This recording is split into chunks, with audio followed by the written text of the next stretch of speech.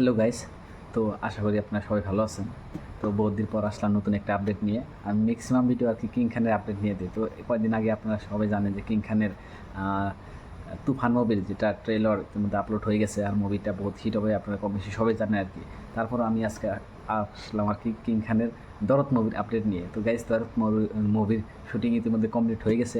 তো গাইস, আমি আর কি বিহাইন্ড দ্য সিন অ্যান্ড শুটিংয়ের 2-3 সেকেন্ডের ক্লিপ আমি আপলোড করতেছি, তো আপনারা দেখেন, তারপর আর কি কথা বলি।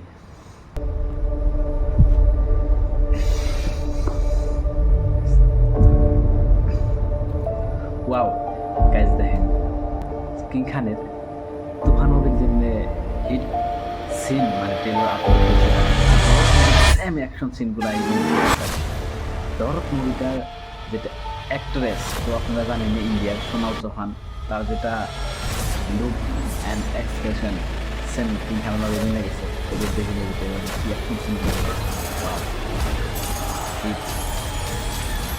মানতে হবে তাকে। ইয়েস, কিং খান নাম হলে সবাই বাংলাদেশে সবাই তাকে চিনে এক নামে, কিং খান মানে শাকিব খান। তার তুফান মুভির যেটা অ্যাকশন সিন ঝলক ছিল এক মানে দেখার মতো, যেটা মেশিন গানই আছে, সেম দরদ মুভিতেও অ্যাকশন সিনগুলো দেখেন গাইস, কি অ্যাকশনের জবরদস্ত। ওয়াও, কিং মানে অলওয়েজ কিং, মানে বলতে গেলে তার শেষ নাই। এক নামে বাংলাদেশ এর শাকিব খানকে জানে যে সেই একজন বাংলাদেশের কিং।